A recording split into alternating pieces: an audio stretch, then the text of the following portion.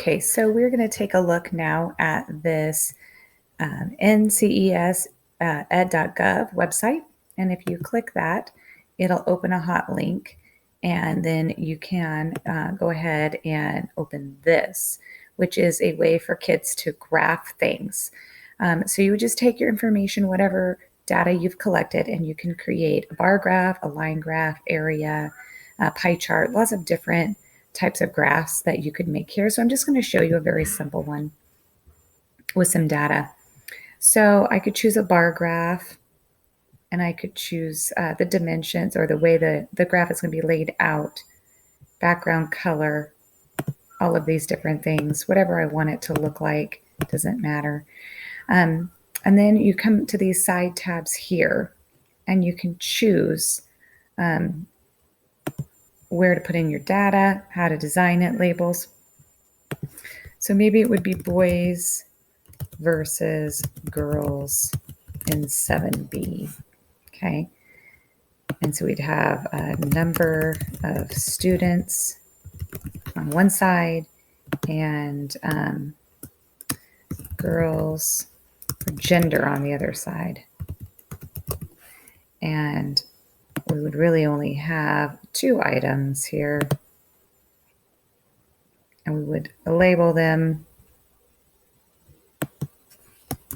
boys, girls, and then the value. Okay. So we would have, I believe we have 5 boys, right? With Colin, Landon. We have Aiden, Callum, and Philip. 5 boys. And the rest are girls, which leaves us with 11 girls. So our minimum value would be 0. Our maximum would be 16 in the class. And we would be able to make a graph with this. We can preview it. Let's see if we need to adjust anything. So here we have our graph. Boys versus girls in 7B, number of students, and gender. Oh, these are backwards. I'm going to flip these. See, it says gender over here. It says number of students down here. So we would need to flip those. So we go back to our design. And this needs to be switched.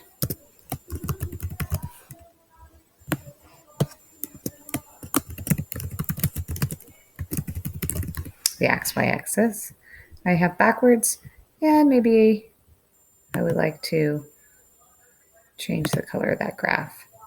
Let's take a look now under preview. Okay, so that's looking better. I could mess around with the colors and what kind of graph I want, but this is just a basic graph now. What you would do to save this would be to click on it, double tap, copy as an image, and then you would simply open your science fair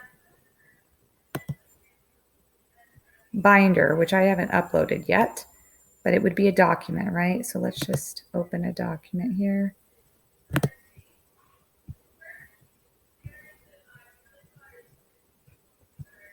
And you can just paste this wherever you need it. I will be uploading the binder template soon, and you would be able to just drop your data right into that template. Just click on the page, double tap with your fingers, click paste, and it should load your graph right in there. Usually it takes a second. There it is. And you would have it all ready to go with headings, values, bar graph, everything you'd like right there. Okay. Okay, so I wanted to update you just a little bit. I forgot at the last video when I came back here and I changed some things. You have to click update right here in order for the graph to update.